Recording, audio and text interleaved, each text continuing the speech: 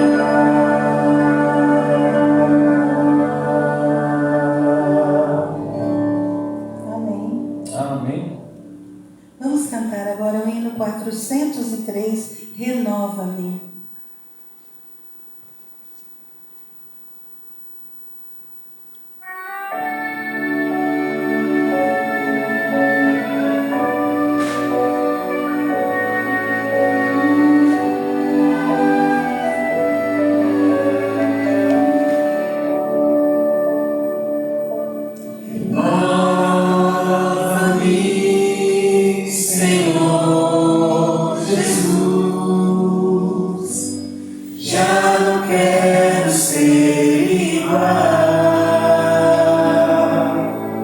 Renova-me, Senhor Jesus. Põe em mim teu coração, porque tudo que há dentro de mim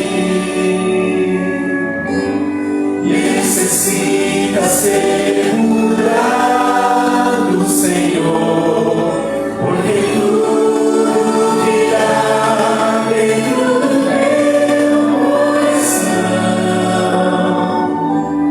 necessita mais de ti. Necessita mais de ti. Necessita mais de ti.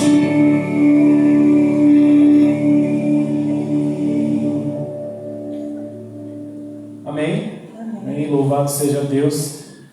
Os mais veteranos, antigos na igreja, lembram desse hino, né? Lá no final dos anos 90, era um medley ali junto com o vaso de honra, e aí eles colocavam junto esse Renova-me. Era maravilhoso, né? Ver as igrejas ali cantando esse hino. O próximo hino agora, nós vamos cantar em pé para iniciar a nossa programação de hoje, o nosso culto. Será o hino 143, A Olhar para a Cruz.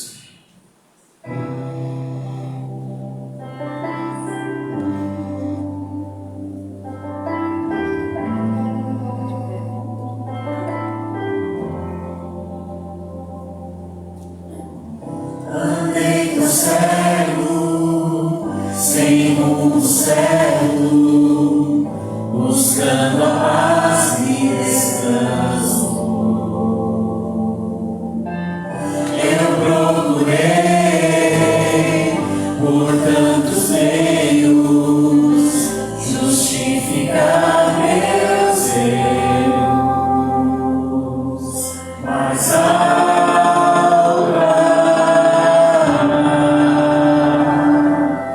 meus olhos abri, e ao olhar pra cruz eu entendo o amor derramado ali por mim. Sacrifício de sangue por um pecador, não sou merecedor. A graça me alcançou.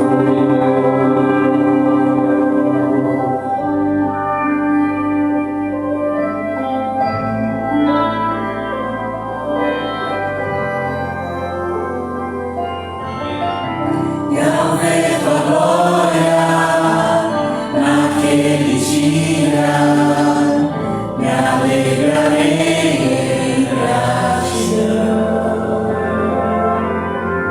Tocarei as marcas de vitória, vencido é o pecado.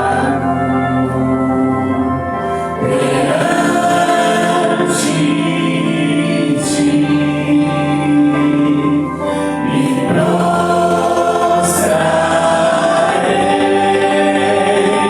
e ao olhar pra cruz eu entendo o amor derramado ali por mim.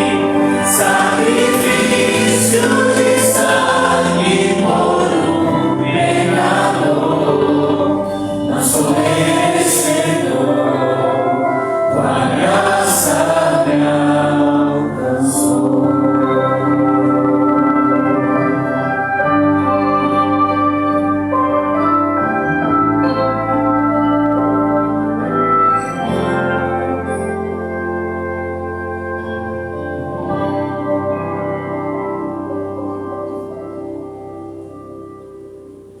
Amém.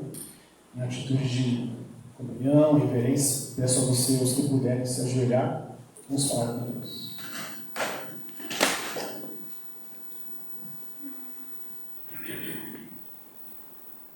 Deus, meu Pai, que está nos céus, muito obrigado, Pai, por nos receber aqui na sua santa casa. Em mais uma oportunidade de um culto de louvor e gratidão a Ti. Obrigado, Pai, gratos somos pela semana que tivemos de afazeres, de trabalho, cada irmão aqui, cada família com a sua luta, com o seu propósito, com o seu anseio, mas o nosso maior desejo é ver o seu rosto, Pai. Amém. Não aqui nessa terra de pecado, mas na glória. Então, por favor, Pai, eu oro por essa igreja, eu oro pelas famílias dessa igreja, nos salve, Senhor. Nos salve para o Teu reino, quando o Senhor vier em grande glória aqui. E inspire-nos, proteja-nos, Pai, abra nossa mente e o coração agora para este culto, para a mensagem que vai vir diretamente para nós. Peço uma bênção também pelo pregador e tudo que for falado e feito aqui, seja para a Tua honra e glória.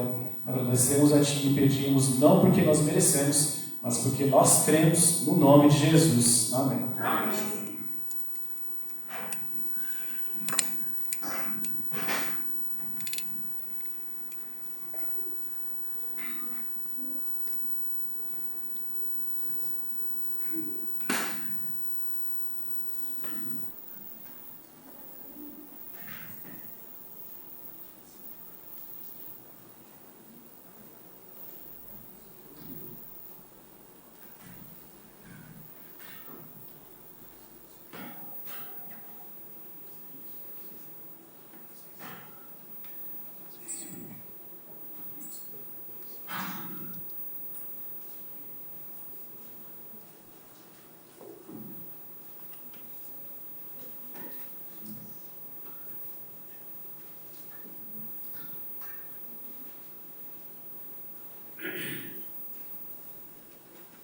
Boa noite.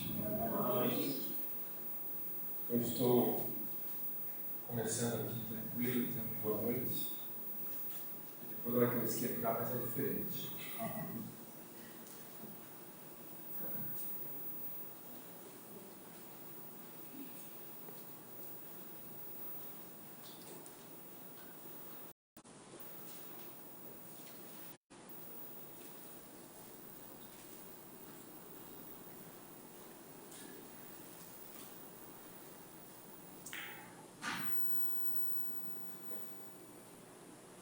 Deus nos deu uma boa semana, todos os dias. Todos os dias da semana fomos pecadores, porque não somos pecadores na natureza. Fomos filhos pródigos essa semana. Esquecemos de Deus muitas vezes, metemos a cara para fazer o que nós queríamos. E mesmo tendo dificuldades, Deus nos acompanhou, nos abençoou. E aqueles que não conseguiram resolver os seus problemas, pode ter certeza que Deus vai ajudar vocês a sair daí, porque todo filho pródigo que volta ao lar é bem recebido pelo Pai. E nessa fim de semana eu gostaria de convidar vocês para voltarem para o Pai. Essa chuvinha que nós estamos sentindo, obrigado, Diego, melhorou o som aí. Essa chuvinha que nós estamos escutando aí caindo, uma bênção para regar a terra, mas algumas pessoas usam como desculpa para não vir à igreja. Então, eu não sei se esse culto está sendo transmitido ou não, estou vendo aqui, está sendo transmitido. Nós vamos falar de algo muito importante hoje à noite. Chamar aqueles que não estão aqui, possam escutar nos seus lares. Quem sabe amanhã possamos estar mais congregados aqui. Vamos fazer uma oração. Senhor Deus, nós te agradecemos pelo privilégio de estar aqui na tua santa casa, o privilégio de estudar a tua palavra juntos, pela bênção, Senhor, de ter a chuva que cai para regar a terra, e também, Senhor, a alegria, o gozo de sermos chamados teus filhos. Muito obrigado, Senhor. Ajuda-nos a voltar nossa mente, nosso coração para Ti nesse momento, despreocupados de tudo que possa acontecer nesse mundo. Aqueles que estão em casa, se puderem, também despreocuparem-se. porque a tua adoração, Senhor, merece toda a nossa atenção, todo o nosso foco, toda a nossa entrega. Abençoa-nos para que teu nome seja louvado, exaltado, e os frutos possam ser vistos em nossas vidas, e possamos sair daqui desta reunião mais perto de ti, Senhor, mais próximos, mais consagrados a ti. Em nome e por amor de Jesus. Amém. Hans Bablinger, da cidade de Ulm, na Alemanha, queria voar. Queria sair batendo asas como um pássaro, quebrar com a lei da gravidade e mostrar para o mundo: o homem pode voar. O problema é que Hans vivia no século XVI. E no século XVI não havia máquinas voadoras, não tinha helicóptero, não tinha avião, não tinha planadores. O que Hans queria era impossível. E os amigos diziam para ele: Hans, deixe isso de lado, rapaz. O que você quer é impossível. Deus teria criado o homem com penas e com asas se fosse para o homem voar. Para com essa história. Então Hans, como ele não conseguia resolver a sua impossibilidade, a impossibilidade dele era: eu quero voar. Então o que ele fez? Nos dias de Hans na Alemanha, Ulm é uma cidade da Alemanha. Naqueles tempos, a medicina, naqueles dias, os médicos diziam que uma maneira de curar as doenças, várias doenças, era cortar e amputar a perna do joelho para baixo. O que tinha de gente sem perna na Alemanha naquele tempo? Era muita gente.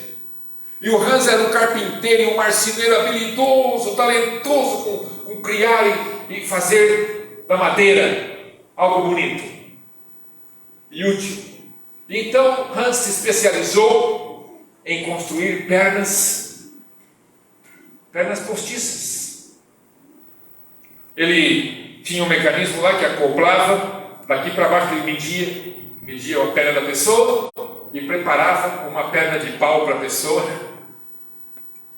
Daí que vem a expressão perna de pau, né? E aí a pessoa acoplava aquilo e podia dar uns passinhos, andar. Não dava para correr, mas podia andar, se locomover, fazer suas comprinhas, sair de casa. Não precisava ficar com alguém ali ou então com uma muleta o tempo todo. Então o Hans, sempre que não conseguia resolver o problema da impossibilidade dele de querer voar, porque diziam que era impossível, ele ficou com isso na cabeça. Mas por outro lado, a cabeça dele dizia assim: mas é possível, eu posso dar um jeito. As pessoas falavam: não, rapaz, isso é impossível, deixa de pensar nessas coisas. Então ele ficava naquela luta. Enquanto ele ficava naquela luta, ele ajudava as outras pessoas a vencerem as suas impossibilidades, fazendo pernas artificiais para elas poderem caminhar e vencer as suas circunstâncias, a sua impossibilidade. Isso era no século XVI, cidade de Ulm, na Alemanha. Mas, um belo dia, o Hans finalmente concluiu seus pensamentos e falou assim: eu vou voar. Já tinha pensado, já tinha sonhado com as asas que ele ia construir há muito tempo. Já tinha selecionado a madeira leve, resistente. Como que ele ia acoplar aquelas asas ao seu corpo. Ele pensou tudo, ele era um gênio da marcenaria. E ele construiu um par de asas. E logo chegou o dia para ele provar e testar as suas asas. O Hans escolheu as montanhas chamadas Bluffs, os Bluffs. Umas montanhas altas, onde tem bastante corrente de vento. E ele subiu até uma certa altura, pensou: vou subir até uma certa altura, e dali eu pulo e abro as asas e vou planar como um pássaro. E num dia ensolarado, com os amigos olhando, o coração do Hans disparando, ele pulou de uma lateral dos Bluffs e voou como um pássaro. E foi parar lá longe, aterrissou seguramente com as suas asas. Os amigos do Hans que foram com ele estavam: mas olha, isso não é possível. O homem está voando, o homem voa. O coração deles feliz, o coração do Hans disparado, e o coração de Deus feliz lá no céu, olhando tudo isso. Por que você está sério, não está rindo? Deus não ri, não é? Eu sei o que você está pensando. Por que Deus tem que rir, pastor, quando um homem voa? Por que Deus tem que se alegrar quando uma pessoa tem uma ideia? Eu sei o que você está pensando. Porque o mundo nos ensinou a colocar certos limites naquilo que nós pensamos e fazemos. Até mesmo a igreja coloca certos limites na gente muitas vezes. Uma pessoa tem uma ideia, uma pessoa tem um plano, uma pessoa quer fazer alguma coisa nova. Ah, não pode, que aqui nós nunca fizemos assim. Enterra o sonho da pessoa. Não, mas eu sinto que Deus vai abrir as portas, a pessoa tenta explicar, a pessoa tenta falar, eu senti no coração. Não, não pode. Aqui nunca foi feito assim. Essa história que eu vou contar para vocês está baseada num texto aqui. Pode parecer que não tem nada a ver, mas eu vou explicar. Abra sua Bíblia em Mateus, capítulo 11. Capítulo 11, versículo 18 em diante. E vamos ler o que diz aqui. Mateus 11, 18. De manhã cedo, quando voltava para a cidade, Jesus teve fome. Vendo uma figueira à beira do caminho, aproximou-se dela, mas nada encontrou a não ser folhas. Então Jesus disse: nunca mais dê frutos. Imediatamente a árvore secou.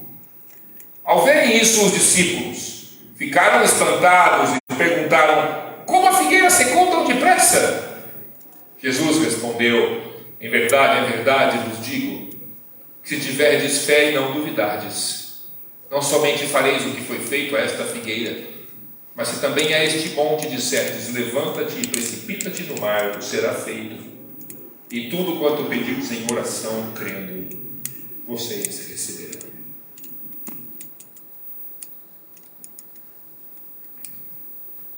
Vocês vão ver nessa história da figueira um chamado de Deus para que os Hans Bablingers dessa igreja e dos dias modernos testem as suas asas e vivam um ministério para Jesus, uma vida de serviço. Vocês vão ver também nessa história aí que Deus fica muito triste quando as pessoas tentam cortar as asas dos seus filhos. Impossível. É impossível, sim. Mas para Deus o impossível é possível. Não venha me dizer, entendeu? Não venha me dizer que as coisas são impossíveis. Deus pode fazer e Deus vai fazer acontecer. Olha, vamos usar o exemplo dos pastores da Bíblia, vai. Vamos falar de pastores, porque pastor de ovelha, vai. Pastor de ovelha é aquela coisa assim que você não precisa ter nenhum diploma, você não precisa ir para nenhuma universidade, você vai lidar com ovelha. Ovelha é aquele bicho mais sem graça, aquele bicho que não se expressa, só sabe fazer um bicho tonto. Desculpa dizer, a ovelha é minha bobinha, entendeu? Você olha para ela assim, aquele corpão, aquelas patinhas fininhas, parece um negócio meio desequilibrado assim.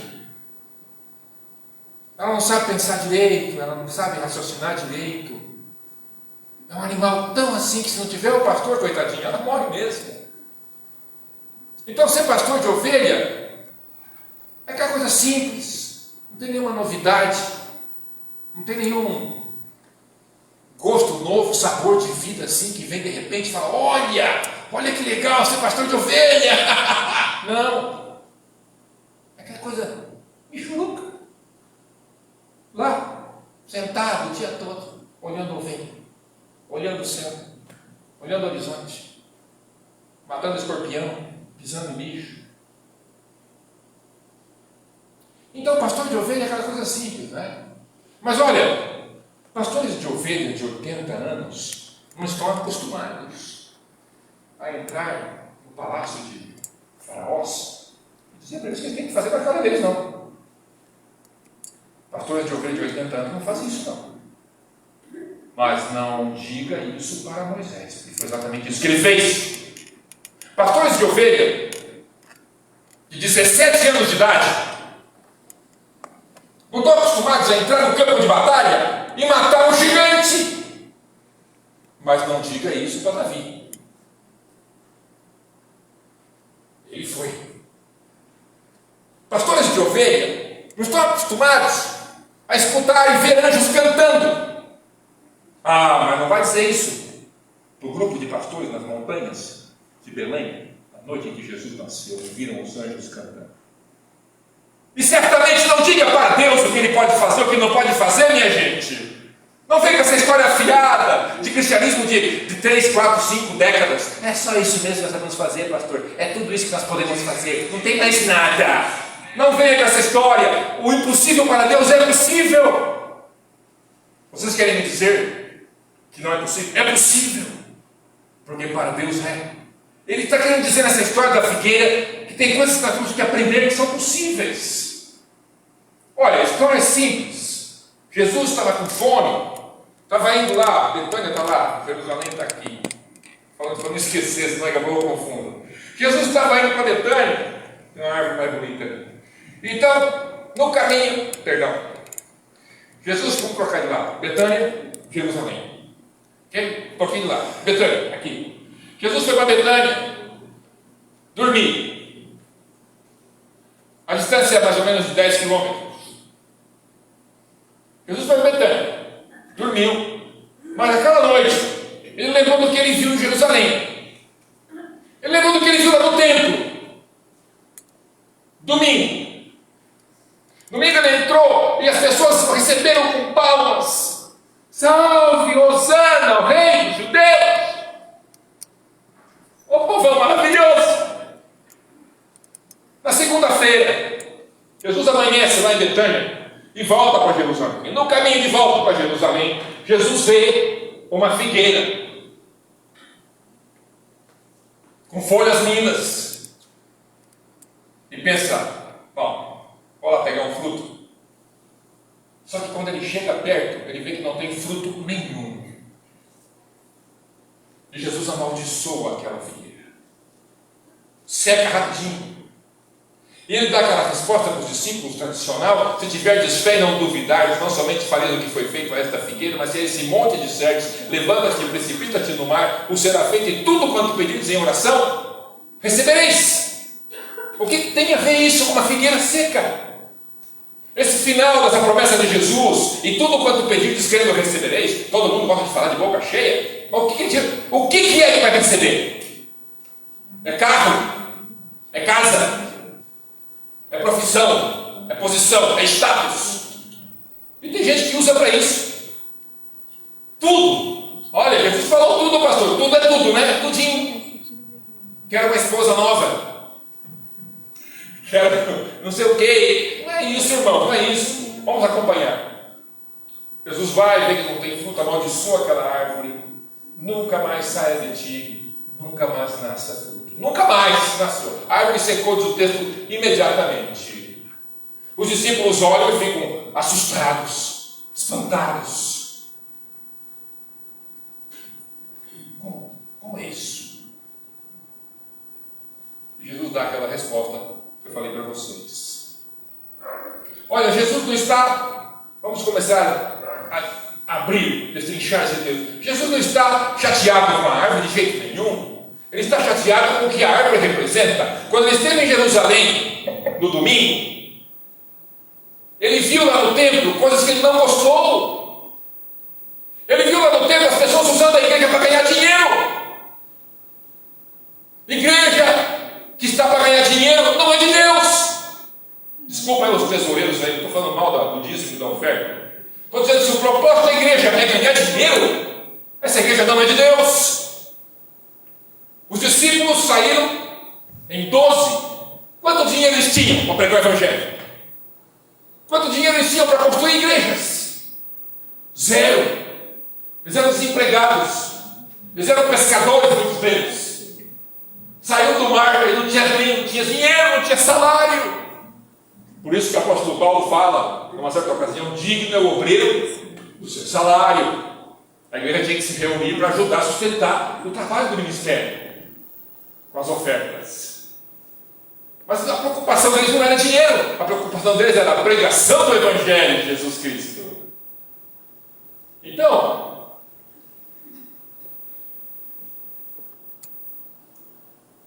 Jesus está chateado com o que aquela árvore representa.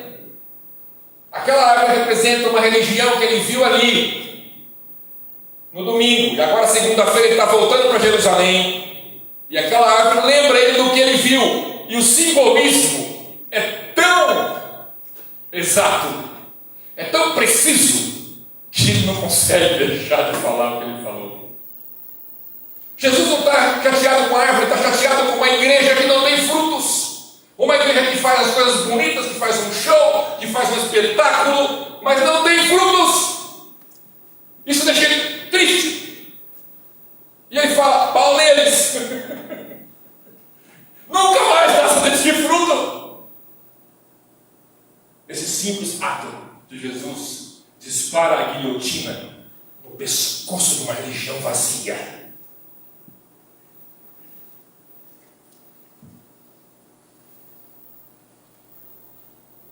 Me lembra um grupo de cristãos mencionado em Apocalipse, uma igreja chamada Laodiceia. Essa igreja tinha uma certa importância na sociedade, tinha uma certa presença na cidade. Uma igreja reconhecida. Tinham programações boas, seus líderes eram respeitados, mas essa igreja tinha um problema: não tinha frutos.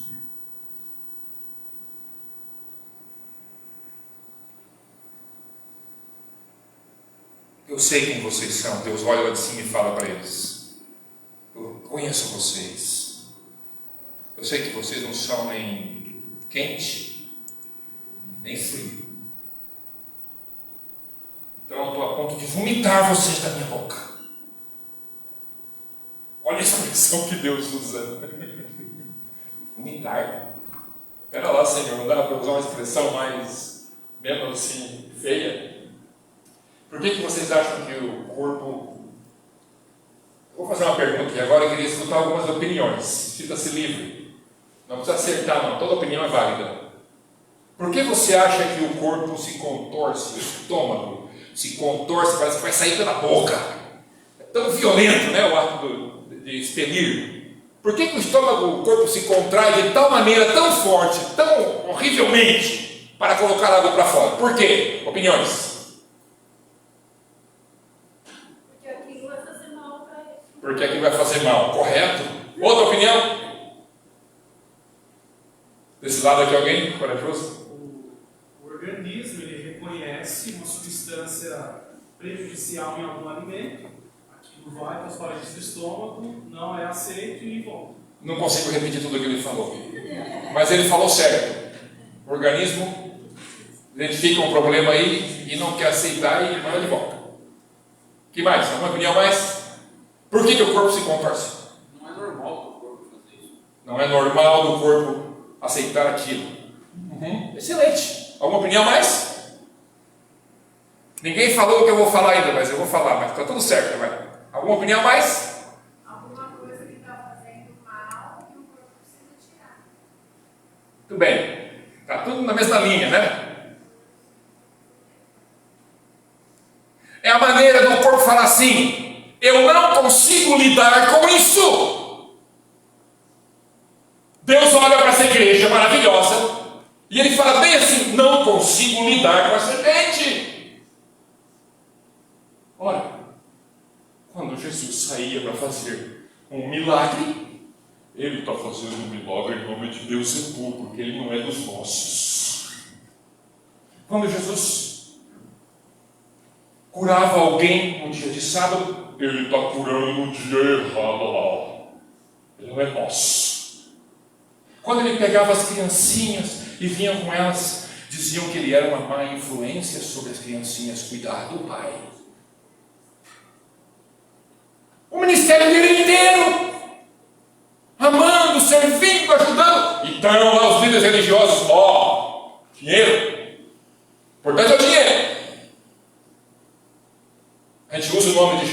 Jesus, fala do Evangelho, fala da vinda, fala daquelas profecias. Mas o dinheiro está garantido, né?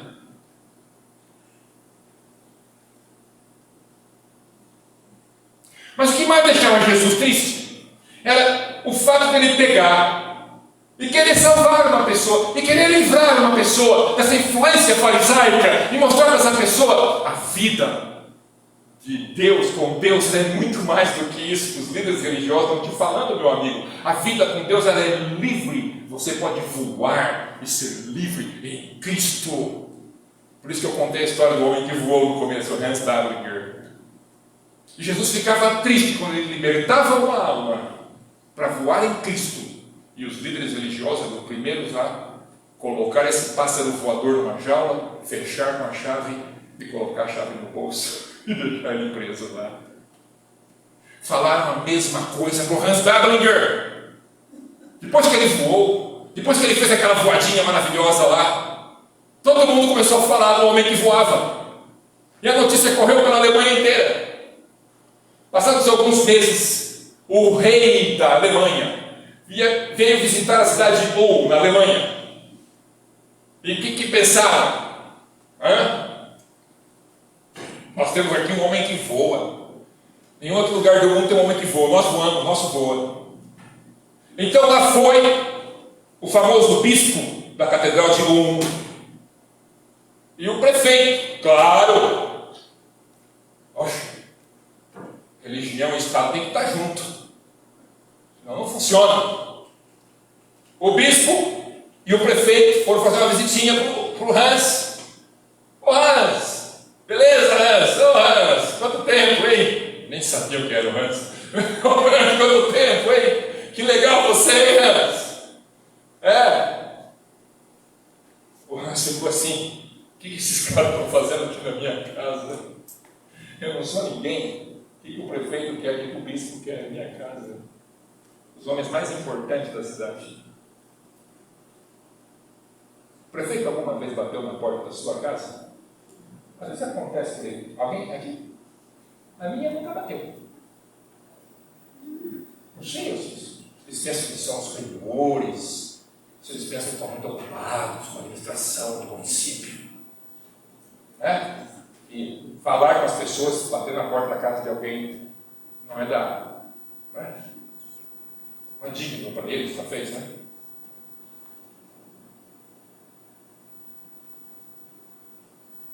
E o bispo? Ele bate na porta da pessoa? Eu sei que nós não somos católicos, mas podemos fazer algo semelhante. Até hoje eu lembro os presidentes de campo falando: pastores, não deixem de visitar os seus irmãos. Pastores, visitem os seus irmãos. Visitem os seus irmãos.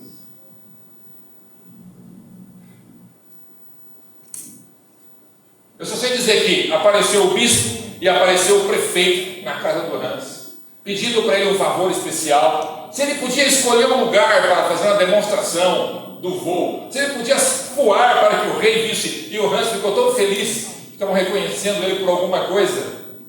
Sabe quão feliz você fica quando alguém vem e fala: oh, que parabéns por esse trabalho que você fez, que trabalho maravilhoso, e você fica feliz. Você nem sabe se tem segundas intenções por trás, você está feliz. Eles pediram para o Hans se ele podia escolher um lugar melhor para ele voar, porque o lugar que ele tinha escolhido lá, a ladeira lá dos Bluffs, era uma ladeira muito íngreme, não tinha como a cidade chegar lá para ver. Essa é outra característica de uma igreja que não é de Deus. Tudo tem que se aparecer demais.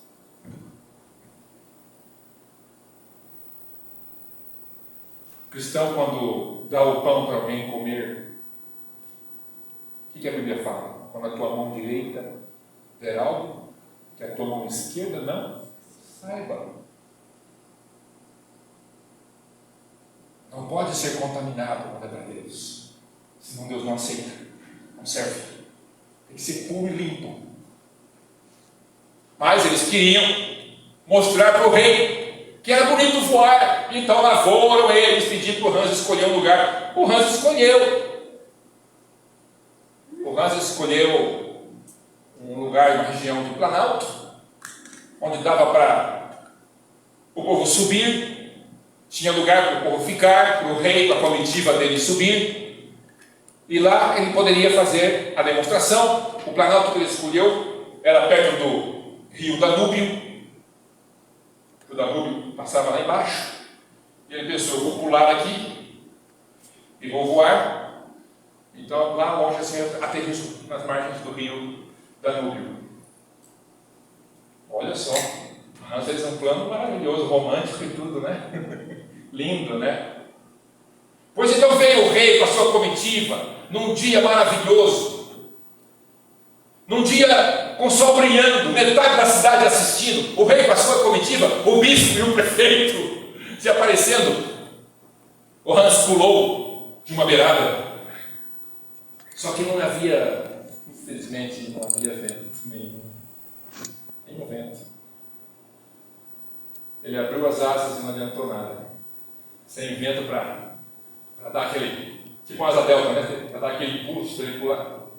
Ele caiu que nem uma pedra, olha. Pum, no rio lá embaixo. Por pouco não morreu. Que esforço. Foi muito triste para o bispo e para o prefeito isso. O rei deu risada, a comitiva dele riu muito, né? Toda aquela viagem para ver o homem voar, o homem cair que nem uma pedra no rio. O rei, todo mundo riu muito. O prefeito ficou humilhado e o bispo mortificado. Isso é histórico. Sabe qual foi o título do sermão que ele pregou na Catedral de Ulm, na missa dele no sábado, no domingo seguinte? O homem não foi feito para voar. Lascou a lenha. Estava com raiva. Lá, sentado na igreja, estava o Hans. Ele era um cara humilde. Ele não foi voar para se aparecer. Ele foi voar porque ele sentia que uma coisa dentro dele dizia para ele voar. Era um chamado maior. Não era para se aparecer para ninguém. Que nem hoje em dia as pessoas vão... Eu não sei, irmão, o que está acontecendo nesse mundo hoje em dia. Alguém tem que dar um basta nisso. Talvez Deus vai ter que dar um basta. As pessoas vão comer fora, estão tirando fotinho para mostrar o que estão comendo. O que acontece nesse mundo, irmãos, hoje? Todo mundo ficou o quê? Mão na cabeça? Está todo mundo pneu? Todo mundo tem que se aparecer, tem que se mostrar. Cuidado, irmãos. Se alguma coisa nós temos que mostrar é Jesus Cristo. Se algum louvor nós temos que dar é para Deus. Uma idolatria no Facebook, uma idolatria nas redes sociais, incrível, os cristãos participando, mas assim de mão cheia, fazendo gracinhas na internet, fazendo gracinhas de vídeos, preparando o caráter para o céu. Oh, meu pai, o que aconteceu? Como é que nós chegamos nesse ponto?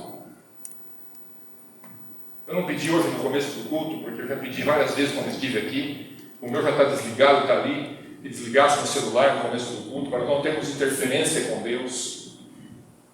Esse mesmo celular que as pessoas ficam usando para se mostrar aí. Chega aqui na casa de Deus, aí você vai usar para adorar a Deus. Não tem cabimento isso. O bispo ficou mortificado. Pregou aquele sermão, porque o showzinho dele não deu certo. O plano dele de se aparecer e mostrar: olha aqui como é que nós somos bons, olha como é que a minha diocese aqui é importante, olha o que eu fiz, o que eu faço, o que eu vou fazer. Já participei de certos concílios pastorais. Desde o primeiro que eu fui, eu sempre observei isso. Sempre tem um pastor ou outro que quer mostrar o que ele fez. Ficava olhando aquilo e falava: mas espera aí, isso não é para ouvir glória de Deus? Porque eu fiz, nós fizemos, nós isso, nós aquilo. Pelo amor de Deus, gente, a honra e a glória para quem? Para Deus. Eu sei que o bispo ficou bravo, pregou aquele sermão, o Hans Bablinger estava lá escutando o sermão e ele decidiu nunca mais voar. E o Hans Bablinger nunca nunca mais tentou voar na sua vida. Pouco tempo depois morreu, justamente sugado 7 palmos para baixo da terra, pela lei da gravidade que ele tanto queria quebrar voando. A catedral de Ur não é a primeira catedral a enjaular o pássaro voador. Fizeram o mesmo nos dias de Jesus, condenando-o quando ele curava as pessoas, quando ele ajudava os oprimidos. Condenaram a Jesus. Fizeram o mesmo nos dias de Hans, e até hoje os púlpitos fazem a mesma coisa muitas vezes. Muitas vezes os púlpitos são usados para dizer às pessoas o que tem e o que não tem que fazer e controlar a vida das pessoas, em vez de falar de Jesus Cristo, para as pessoas experimentarem a salvação e a liberdade em Cristo Jesus. Como é gostoso ser livre em Cristo Jesus. Como é maravilhoso a fé em Cristo. Uma igreja triunfante é uma igreja que apresenta a fé em Jesus. Uma igreja que vibra com a salvação em Cristo. Uma igreja que não para de falar do amor de Deus por um pecador como eu. E cada um conta a sua história de como Deus o salvou, como Deus o libertou das trevas e o chamou para a sua maravilhosa luz. Uma igreja vibrante, que não cansa de louvar o nome de Jesus, que não tem palavras e busca mais e mais maneiras de dizer: olha o que Jesus fez por mim, olha o que Deus faz por mim hoje, olha o que Ele fez por mim essa semana, como Deus é bom, como Deus é Pai, como Deus é maravilhoso, como Ele me ama. Essa é uma igreja vibrante, uma igreja que está cheia de Cristo, cheia de Jesus.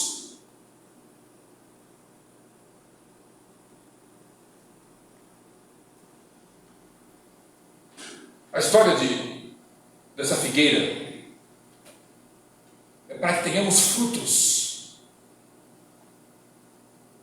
Não duvide, os frutos virão. Não tenha medo. Deixe um pouco de lado a preocupação com o conhecimento teológico. Não que não seja importante, é muito importante a teologia, é muito importante. Mas se você não tem todo aquele conhecimento teológico, não deixe que isso te impeça de convidar alguém para ouvir falar de Jesus. Amanhã eu vou estar aqui falando de Jesus novamente, do que Ele faz por nós, de como Ele nos liberta, e como Ele nos deixa livres para experimentar os dons do Espírito. E essa história que eu estou contando para vocês, dessa figueira, é isso que ela quer dizer. Ela quer dizer que nós temos que ter frutos. Não é o mesmo fruto, não. Não é todo mundo frutinho igualzinho, não. Para uns pode ser... Deixa eu contar uma história para ilustrar isso melhor. Eu lembro de um casamento aqui de uma pessoa que falava mal inglês pra caramba. E essa história ficou registrada num livro que eu li certa vez. Antes do casamento, ela foi ensaiar os votos matrimoniais com o pastor nos Estados Unidos. O casamento ia ser feito em inglês e ela teria que repetir tudo em inglês.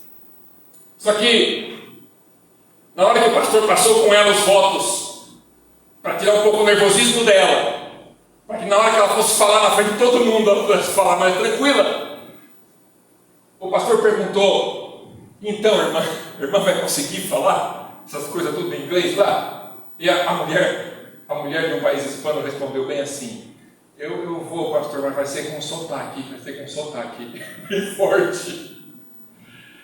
É isso que significa frutos, cada um com o seu sotaque. Talvez para o irmão o seu sotaque seja trabalhar com os presos, não sei. Talvez para outros aqui seja trabalhar com alguns profissionais, não sei. Talvez o sotaque da irmã seja fazer obras de caridade e roupas para os que não têm roupa, ou cozinhar para os que não têm comida. A história da figueira é para que tenhamos frutos, cada um tem seu fruto. Não é tudo igualzinho. Cada um dando o seu fruto de maneira diferente. Essa história me diz também que Deus sabe o que fazer na hora certa para chamar seus filhos de volta para o lar. Essa história me diz que Deus é o grande Pai amante, chamando os filhos de volta para o lar. Mesmo que as pessoas rejeitaram a Jesus, a mensagem dele foi sempre essa: Deus está chamando você hoje. Deus está te chamando agora para entregar a vida a Jesus, para recomeçar, renovar a sua fé em Jesus. Somente diante dessa maneira de pensar é que nós entendemos a promessa: e tudo quanto pedirdes, em oração, crendo, recebereis. Não vamos reduzir essa promessa a carros novos, dinheiro no banco, viagem para não sei aonde. Não vamos reduzir essa promessa maravilhosa de Jesus. Essas não são as montanhas que Ele remove. Ele disse: se tiveres fé, não só fales o que foi feito esta figueira, mas se dissesse esse monte, levanta-te e precipita-te no mar, o será feito. Sabe, eu sempre gosto de lembrar dessa parte da história, e é engraçado, porque da estrada de Betânia estava lá, lembra? No começo eu falei, da estrada de Betânia para Jerusalém, não havia nenhuma montanha. E quando Jesus fala essas palavras, quando ele encontra esta árvore, provavelmente ele está no vale de Cedron, que era um lugar de árvores, chegando em Jerusalém. Sabe qual é a única montanha que dá para ver no vale de Cedron? Sabe qual é a única montanha? Você vai dar risada. Monte Sião. Se tiverdes fé, direis a essa montanha: precipita-te no mar. Você tem fé? Você tem fé para isso? Uma fé audaciosa, uma fé forte, uma fé viva, uma fé que sabe que Deus vai fazer o que é certo na hora certa. Uma fé que sabe que Deus vai cuidar, chamar seus filhos e cuidar deles e levá-los para o reino dos céus. Uma fé que diz: eu preciso levar alguém para a minha igreja hoje para escutar uma mensagem de Jesus. Ele precisa escutar de Jesus. Você pega o seu carro, vai lá, traz essa pessoa. Faz o possível. Você tem essa fé? Uma fé que sabe que Deus vai, Deus está falando momentos atrás, o motivo dessa história: Deus vai trazer seus filhos de volta e levá-los lá no céu. Porque só Jesus salva, ninguém mais. Ele é o Pai, Ele é o pastor, perdão, o pastor que sai e deixa 99 ovelhas no aprisco e sai em busca de uma ovelha perdida. Não importa que tem 99, não importa que tem bastante lá, tem uma perdida, tem uma. Ele vai atrás, ele deixa, ele enfrenta a chuva, enfrenta o sol, levanta de manhã, vai de tarde, ele sobe a montanha, desce, caminha pelos vales, a perna dele está arranhada, o sol está queimando a cabeça dele, os olhos estão ardendo com esse sol forte, mas ele tem que encontrar essa ovelhinha. Ele grita o nome dessa ovelhinha, e a ovelha, ele grita o nome: é você. Sou eu. Ele é a dona de casa que busca aquela moeda perdida. Não importa que ela tenha 9, ela perdeu uma, ela quer aquela perdida. Ela levanta cedo, dorme tarde, limpa a sua casa inteirinha, mexe os móveis do lugar, abre as gavetas, tira as roupas, levanta os tapetes. Ela quer ela quer aquela moeda perdida. Aquela moeda perdida é você, sou eu. Ele é o Pai. Pai, esperando o filho pródigo voltar para o lar e se entregar sem reservas. Ele para no meio do dia do trabalho e olha para aquela porteira: onde está meu filho? É hoje que meu filho voltará? Ele virá hoje. Ele vai se entregar para mim hoje. Ele vai permitir que ele experimente a beleza do lar do Pai. O Pai que fica procurando por aquele filho que tem o seu parecer, o seu semblante, a sua semelhança. E ele busca e espera sem cessar, sem cansar.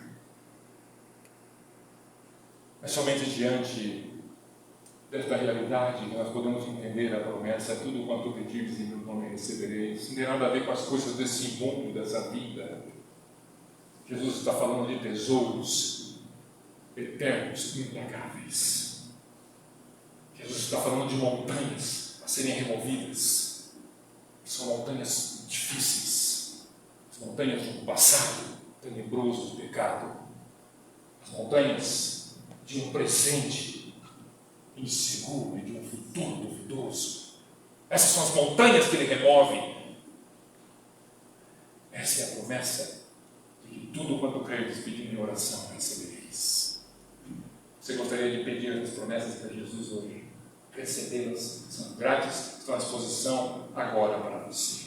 Eu vou cantar uma melodia.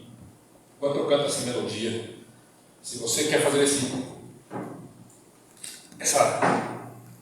acordo com Jesus, Senhor, eu quero as tuas promessas e quero que o Senhor me ajude a colocar em prática os meus dons de maneira ainda mais direta, de maneira mais completa. Se você quer realmente, porque eu sei que você pode.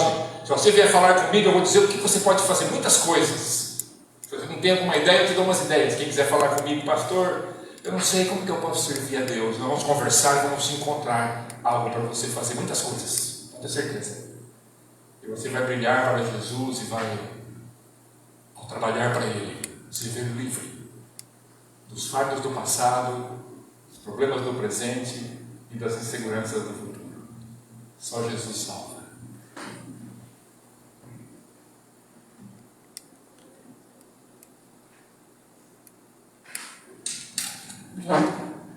E então você se levanta aí, se você gostar dessa proposta que eu fiz. Leva isso a sério.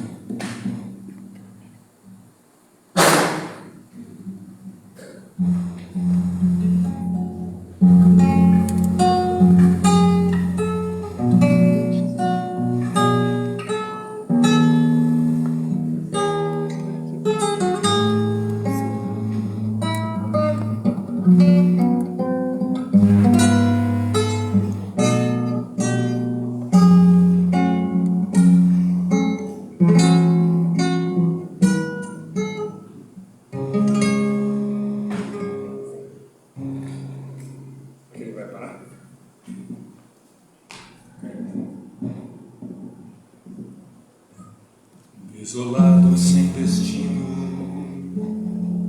me sentindo igual menino, fui vivendo a minha vida de emoções em emoções, indo em busca de alegrias, me perdi nas fantasias, entregando tão somente as ilusões.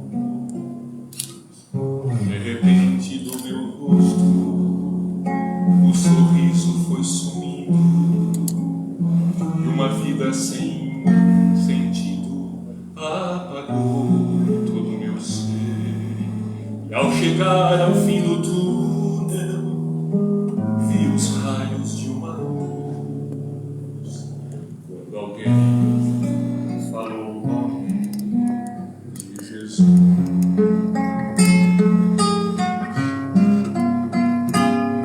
Imaginava que existisse amor assim, não imaginava, não imaginava.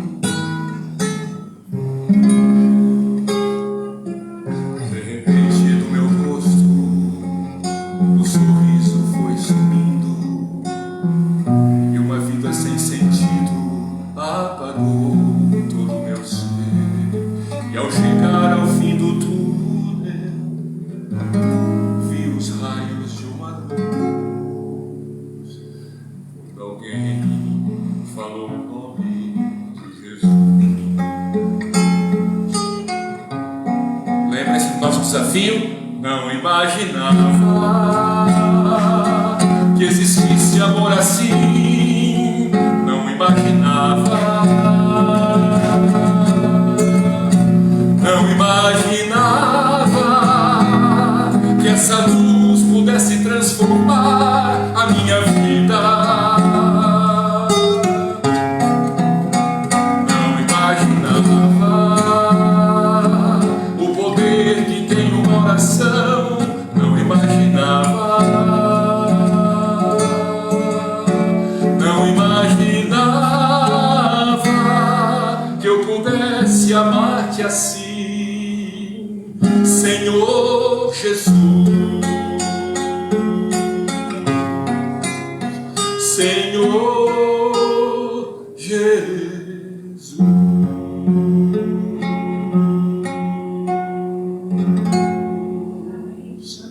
Ó Deus que estás nos céus, de toda a glória, de todo o poder, a Ti toda a honra, a Ti todo o louvor. Senhor majestoso, Criador dos céus e da terra, somos Teus filhinhos, Senhor, e rogamos Tuas misericórdias, Teu perdão, Teu amor para cada um de nós.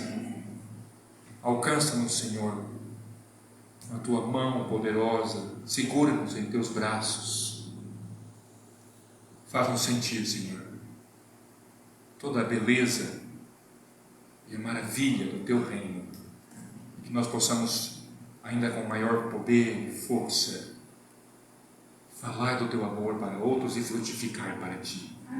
Em nome e por amor de Jesus.